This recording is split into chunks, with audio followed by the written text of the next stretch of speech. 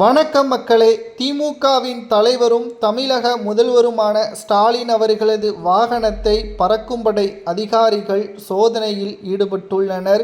நண்பர்களே, நமது சேனலுக்கு ஒரு லைக் மற்றும் சப்ஸ்கிரைப் மட்டும் பண்ணிருங்க, ரொம்ப உதவியாக இருக்கும்.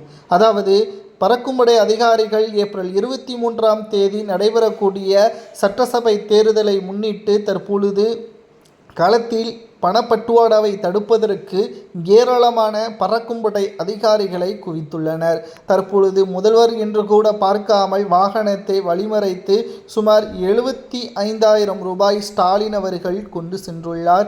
இதற்கு காரணம் என்ன? மேலும் வாகனத்தில் பறிமுதல் செய்யும் பொழுது 75,000 மட்டும் சிக்கியுள்ளது. இதற்கு ஸ்டாலின் அவர்கள் கொடுத்த விளக்கம், எனது வாகனத்தின் ஓட்டுநருக்கு வழங்கிய சம்பளம் என்றும் கூறியுள்ளார். ஆனால் சம்பளத்தை எங்கிருந்து எடுத்தீர்கள்? அதற்கான ஆவணங்கள் இருக்கிறதா? கருப்பு பணமாக சம்பளத்தை கொடுக்கிறீர்களா அல்லது வரவு வைக்கக்கூடிய அந்த அக்கவுண்ட் மூலமாக கொடுக்கிறீர்களா? எதற்காக வங்கியில் செலுத்தாமல் நேரடியாக செலுத்தீர்கள் என்று கேள்விகளுக்கு மேல் கேள்வி கேட்டதால் தற்பொழுது பரபரப்பு ஏற்பட்டுள்ளது. மேலும் அதற்கான ஆவணங்களை இன்று மாலை நேரடியாக கொடுக்கப்படும் என்றும் ஸ்டாலின் அவர்கள் கூறியதால் அவர் அங்கிருந்து செல்லப்பட்டார். ஆனால் பணம் முழுவதும் அவரிடம் திருப்பி கொடுக்கப்படவில்லை. 2026 சட்டசபை தேர்தல் நிச்சயம் மிகப்பெரிய ஒரு திருப்புமுனையாக மாறும்.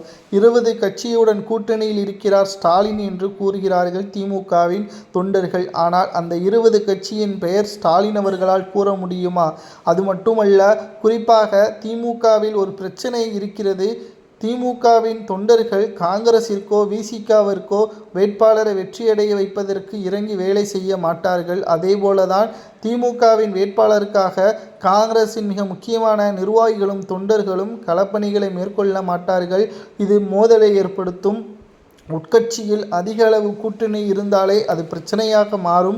தற்பொழுது வெற்றி அடையக்கூடிய ஒரு சூழல் திமுகவில் இல்லை என்ற ஒரு தகவலும் கிடைக்கப்பெற்றுள்ளது. 2026 சட்டசபை தேர்தல் பறக்கும்படை அதிகாரிகள் மூலமாக தற்பொழுது வாகனத்தை மறித்துள்ளார்கள். அடுத்து தேர்தல் முடிந்த பிறகு ஊழல்வாதியாக சிறையில் அடைக்கப்படுவதற்கும் வாய்ப்புகள் அதிகமாகவே இருப்பதாக செய்திகளையும் நம்மால் பார்க்க முடிகிறது. 2026 சட்டசபை தேர்தல் அரசியல் களத்தில் ஒரு திருப்புமுனையாக அமையக்கூடிய தேர்தல். இந்த தேர்தலில் நிச்சயம் திமுக படுதோல்வியை அடையும் என்றும் கூறப்படுகிறது.